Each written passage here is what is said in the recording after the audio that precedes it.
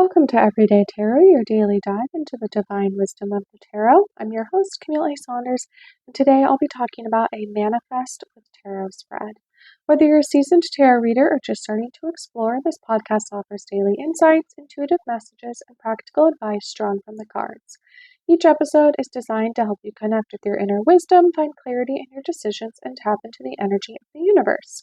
Tune in every day, Monday through Friday, for fresh perspectives and empowering guidance from the tarot as interpreted by me. The best way to support the podcast right now is to listen daily, rate, review, and to follow or subscribe in your chosen podcast app. The next best way is to check out my Patreon at patreon.com/everydaytarot. If you join at the lovers level, you'll get the ability to ask tarot-related questions, and I'll answer them on the podcast, and you'll be individually thanked by name on the podcast when you join that tier. If you join the witch bitch level, you get the opportunity to get an individual tarot reading on the podcast. The link is in the show notes if you want to check out the Patreon. You can always go to my website, CamilleASaunders.com/everydaytarot, for all the latest information related to the podcast and to find images of the cards I pull. If you're local to the greater Puget Sound area, I'd love to see you at my next Let's Talk Tarot meetup group event. Our next one's coming up on April 6th at 11:15 a.m., where we'll be meeting at the Haunted Farmers Market in Tacoma. You can RSVP for that event in the show notes using the meetup link. And all right, we're into season 5 already. In this season of the podcast, I'm talking all about common tarot spreads. I'm going through 13 different tarot spreads, one per episode, and walking you through an example of what it looks like to do them. If you haven't listened to my other seasons yet, you should go ahead and check those out. In the first season, I introduced tarot through talking about oracle versus tarot cards, myths of tarot, how to find a deck, reading for yourself versus others, and much more. In seasons 2 and 3, I went through the major arcana and the 4 suits, one per episode.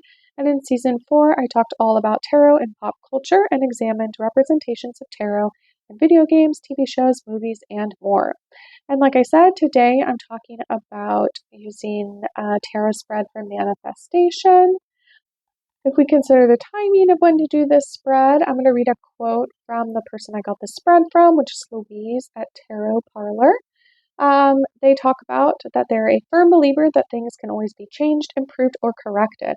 Nothing in this world is fixed forever, not even rocks. Certainly not people's fate. Everything is vibration, literally. Nothing is ever entirely still. That's good news, and we intend to make the most of this opportunity. The aim of this spread is to help you see where you stand in regards to any situation and compare your options. It can be used for a love, work, or financial question, or anything else. It's really simple, and they made a point of keeping it short with just a few cards for the sake of clarity. So again, that's from the author Louise, who created this at tarotparlor.com, and I'll have the link for that in the show notes. If you want to go check out their website where they have other spreads, tarot business courses, all sorts of stuff, and manifesting. All right, so yeah, if we get into the details of the spread, like I said, this is the author of it. It's a 4-card spread, so pretty simple. They say they encourage you to use a full deck, but you can use just the major arcana to keep it highly focused and for important readings. So do what works best for you. They say that they'll assure the cards will speak to you either way. The important thing is that you're comfortable with your choice. And then, right, as we go into, how to actually do the spread, they talk about shuffling your cards. We're going to focus on the question for a bit, and then let the inspiration come to you. As always, make sure no one or nothing's disturbing your peace and focus during this process.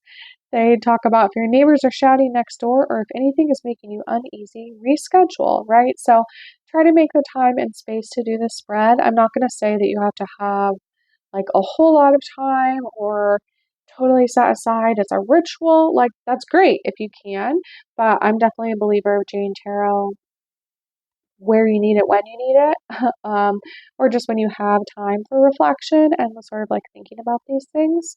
All right, so when we think about the placement of the actual cards, and like I said, this is a 4-card spread. The sort of placement they have is the first card on the top, the second card on like the upper left, the third card on the lower right, and the fourth card on the lower left. So it's sort of like a ascending order in numbers and a descending order as we look at how the cards actually sort of lay out. It's almost like an S shape. So Like you start at the top, go left, go down to the right, and down to the left. And again, I'll have an image of this on my website where you can look at the actual, like, um, the image they use for the cards. And you can also see like what cards they actually pulled. And I'll also have what cards I actually pull as we go through that. All right, so when we get into the questions, so, what are we thinking about as we pull these 4 cards? So the first thing we're going to be thinking about is what is unfolding. So this is like your current path, where you're headed. You could call it your current unfolding manifestation. This is happening now and in the future. It's a prediction and a state of being.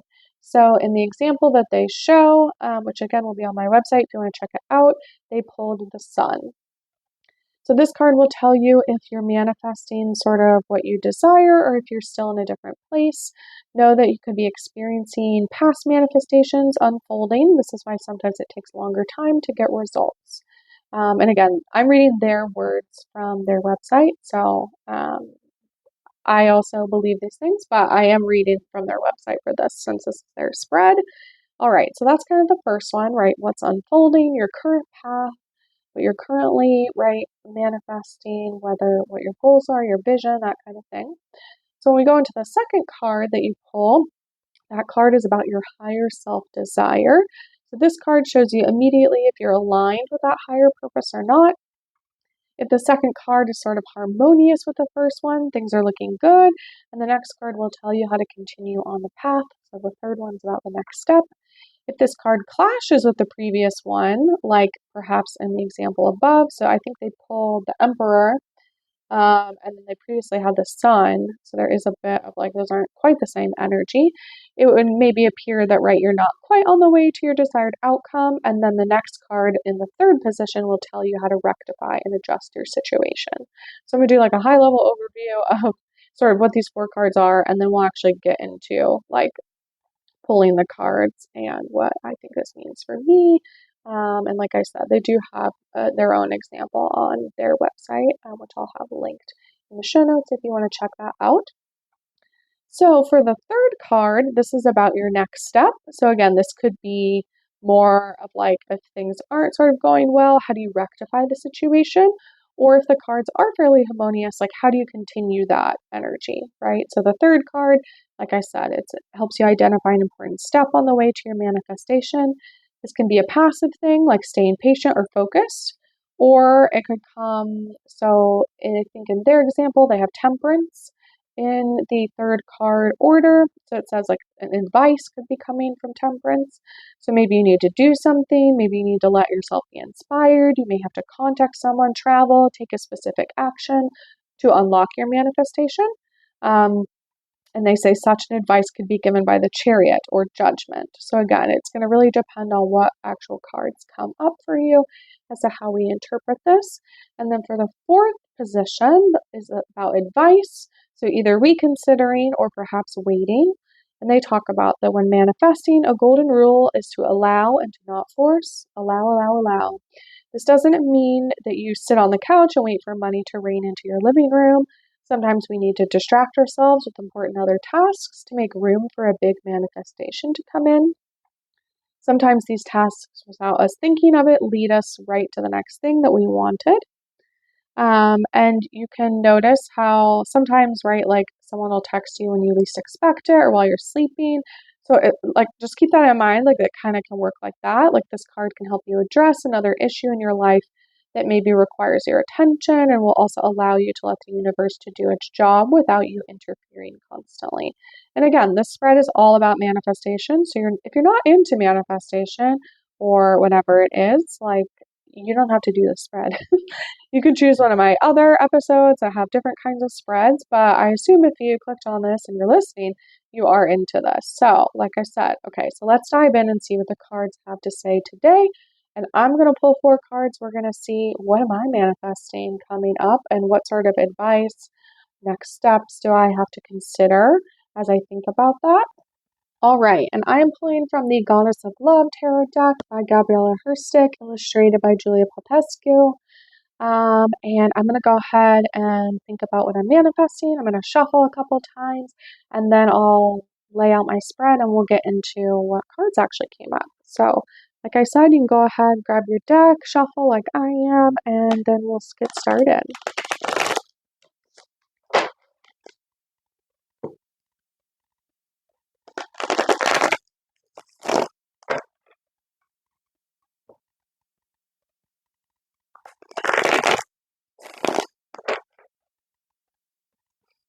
Okay, so grab your deck. I like to cut mine in half, and then I'm going to lay down my 4 cards face down. So, right, they'll all have the same image on the back that we can see. And then I'm going to flip them over one at a time as I think about these questions.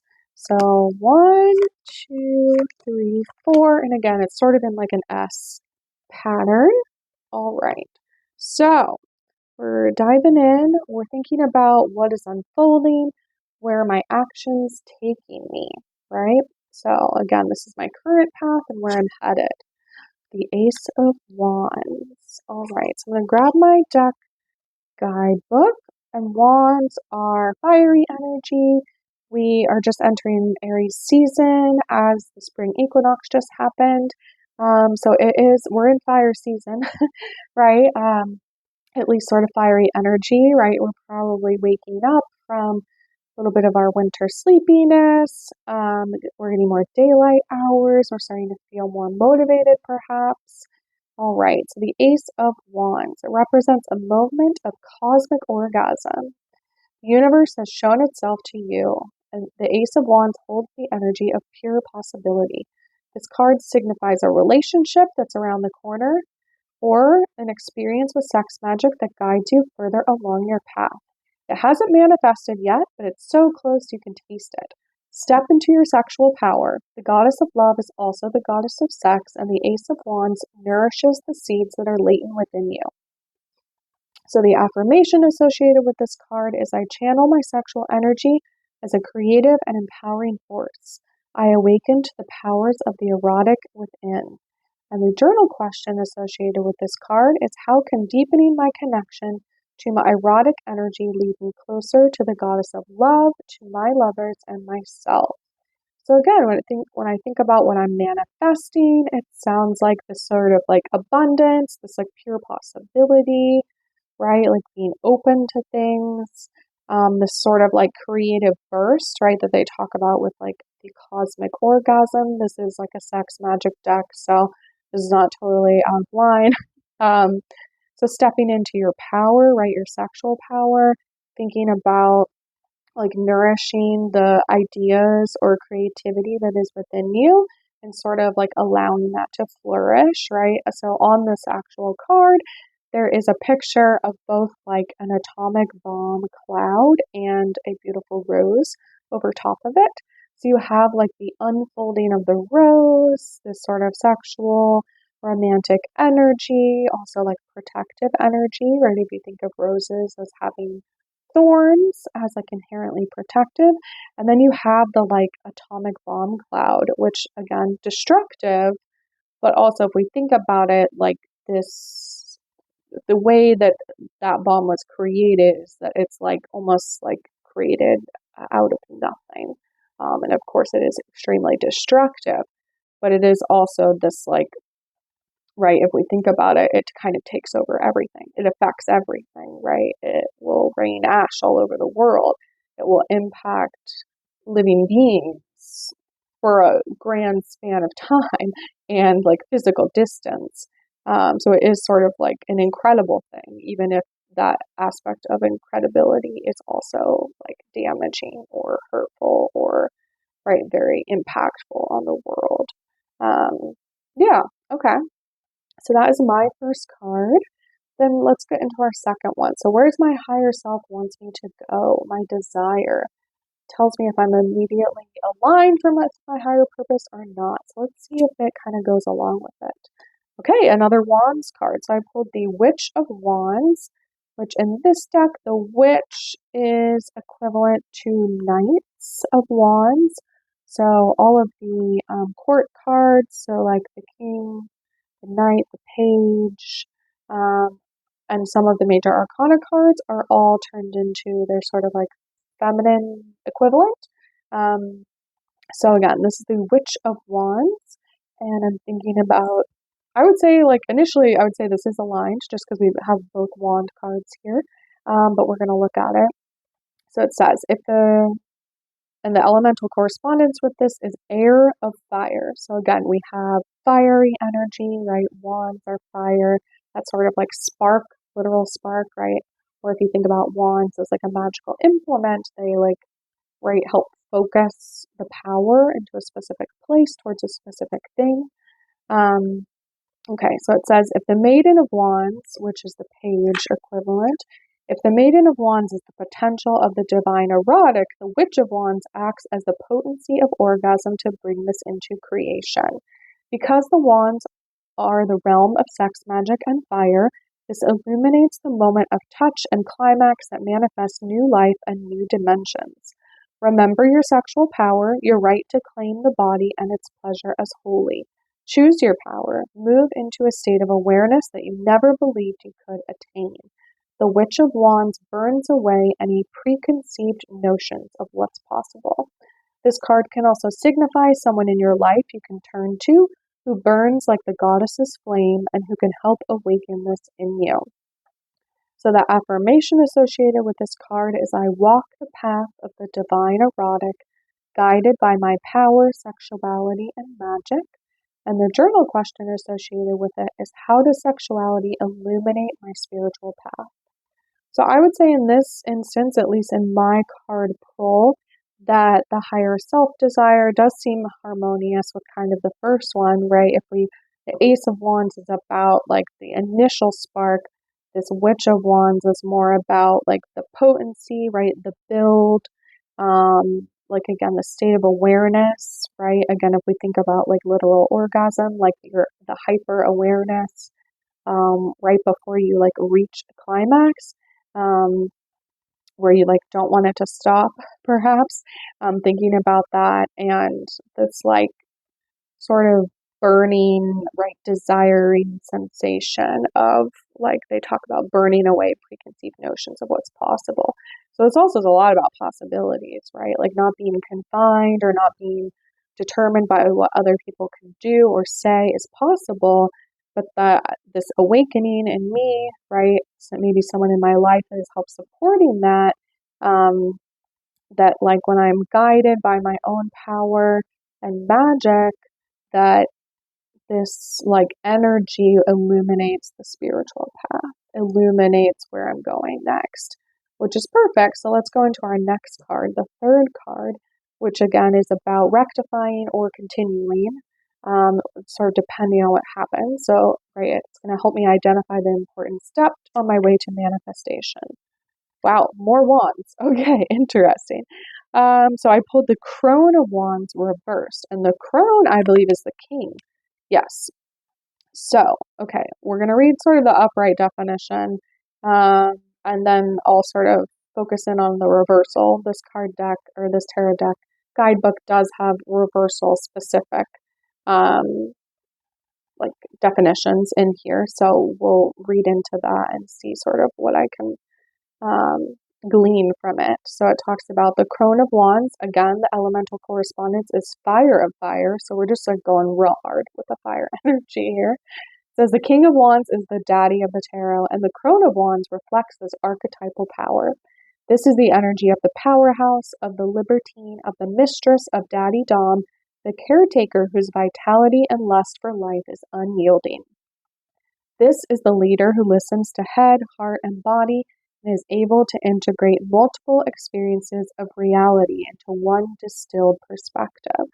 The Crone of Wands is the keeper of wisdom of the sexual mysteries, an initiatrix of the flesh, and the one who knows the potency of sexual energy. Embrace the sensual aspect of life and step into your fullest expression as a manifestation of the goddess of lust. You're being asked to become the daddy you've always wanted or needed, and you're being asked to embrace those who are living in this vibration already. It says, if this card is reversed, which it is, you've lost your center and are being called back into the potency of sexuality. Look around and within. It's not that this erotic daddy energy isn't in your life, but that it's time to reclaim and remember it. So the affirmation associated with this card says, I'm the sovereign of my reality, consciously creating a vibrant, passionate life wherever I go. And the journal question associated with it is, how can claiming myself as an erotic being allow me to access my power, responsibility, and magic? So it sounds like, right, that potentially I'm having like some challenges, like stepping into like the leadership role, like this sort of, like it says, daddy dom or like caretaker energy, who is, right, this powerful figure, right, a keeper of wisdom, someone who knows the potency of the energy, stepping into the fullest expression of the goddess of lust, becoming the daddy you've always wanted or needed, right? So it sort of makes me think of like setting, right, boundaries and structure for yourself, which again, if we think about like a dom, so like a dominant in like a BDSM relationship, like they are often the ones that provide the structure, reminding you to do things or sort of setting the tone.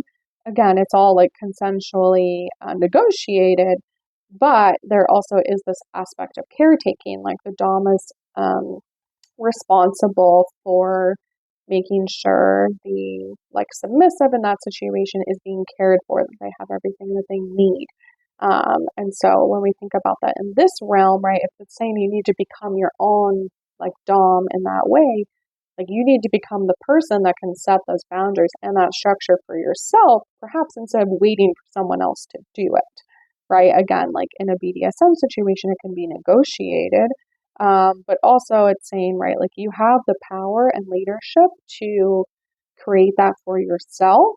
And sort of, right, perhaps the reversal aspect of it is like you're not doing that, right? You're not, you maybe put your hands up, oh I can't, I have to wait till someone else does that. Or like right, you've lost this like driving aspect of it. And again, you're sort of maybe waiting around for things to fall into place, or like, oh, will someone just tell me when I should do this thing?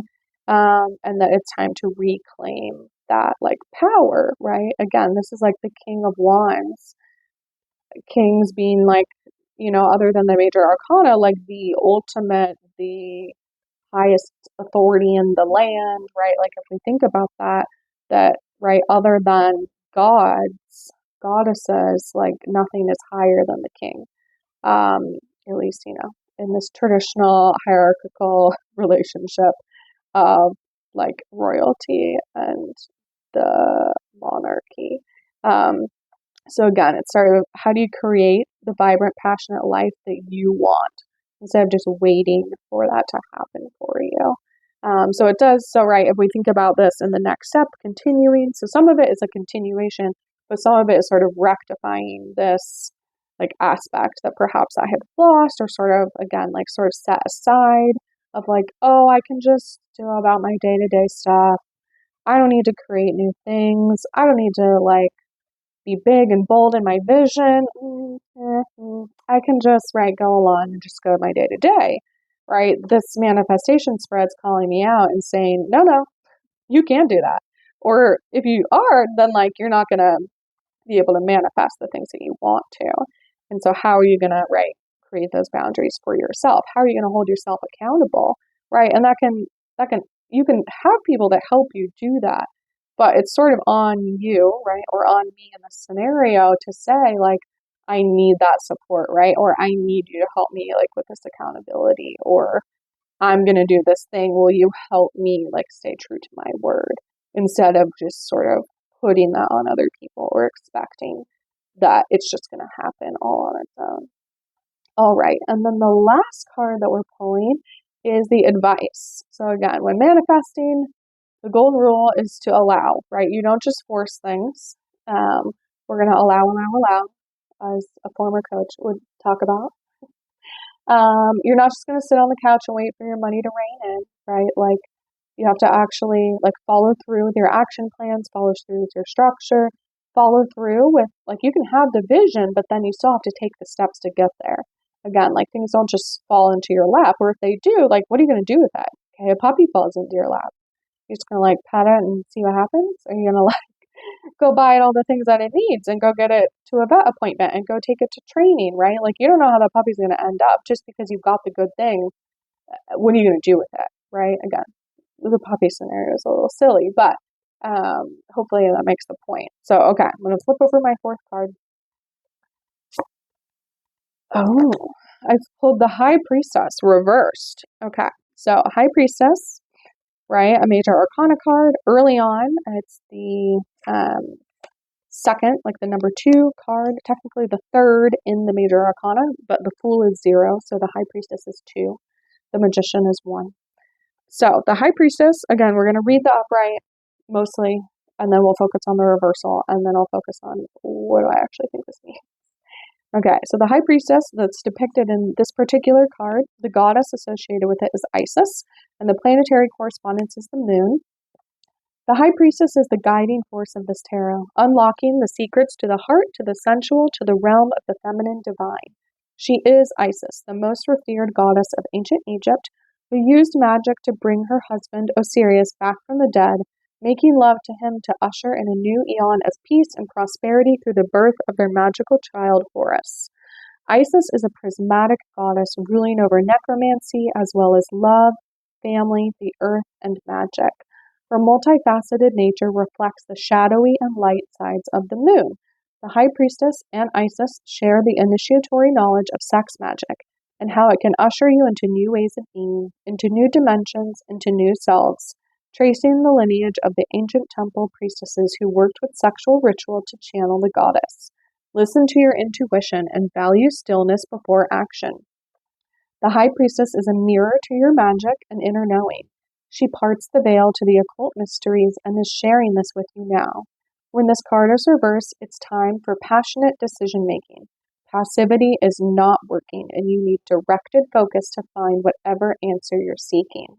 All right, so that pretty much confirms what I was saying in the next step part. So the affirmation associated with this card is I am a priestess of the sexual mysteries. I am a priestess of the goddess of sex and love. And the journal question is what magic is the High Priestess guiding you towards? So again, if we're thinking about what I'm manifesting, sort of things that I'm creating going forward, right, they're saying make those decisions, right? Don't just wait for it to happen. Have a directed focus, right? Look at the data, do the math, find whatever answer you're seeking, and then, right, make decisions from there. Again, like when we just sort of wait around or see what happens or, or be indecisive about what it is we want or hope that, right, even if you have this great vision or this great manifestation and you want these things to happen, if we just keep doing the same things that we've always done, we're probably not going to get there, right? Or we're going to create the same results that we did before. So I feel like this is telling me, right, like you're stepping into new ways of being and new dimensions and new selves. And if you want to do that, you have to make new decisions, right? You have to have new ideas, put new things forward, and that passivity is not working, right? Just allowing things to happen, even though I said allow, right? Like allowing is also this aspect of surrender, which is that I'm going to take all the actions that I can. I'm going to do the things that I set out to do. I'm going to have big goals and dreams and vision and manifestations. And I'm not just going to sit back and like, let's see what happens. It's saying like, don't force things. Don't, right, if you're like, if the goals that you're having are like, I want this to happen no matter what, right? I want that particular house. I want that particular job. And you make it happen. That particular house or job might not be the right fit for you, but because what you focused on was that house, that job, right? Like that's not really in alignment, or you're just going to fuck around and find out, right? to nail it down there. So yeah, this is saying, right, like be precise in your decision making, ask for particular things that you want, and then follow through the actions to make it happen. Don't just, right, say, like get your head so stuck on the particular thing, like I said, the house, the job, the person you want to date, whatever it is, without thinking about your boundaries, what you actually want out of a partner, what you actually want out of a job, instead of just focusing on the like, that is the one that I want and I will do anything to get it, right? There's an aspect of that that can be helpful, right? Decision making, you're being passionate, but you also need to have that directed focus into what you're seeking. Otherwise, the thing you're seeking might turn out to be not the thing that was actually energetically best for you. Hopefully that makes sense. All right. We kind of went long on this one today, but we're manifesting. So we're being precise. We're being decision making. We are thinking about all that. All right. And like I said, this was the Goddess of Love tarot deck that I used. I hope the spread, gave you some interesting things to think about, either with what I was talking about or your own cards that you pulled up. Links for the tarot decks that I talk about will always be in the show notes and on my website if you'd like to look at them or find where to purchase them. And thanks for joining me today on Everyday Tarot. Just as a reminder, the podcast comes out daily, Monday through Friday for all of 2025. All right, see you soon. Bye-bye.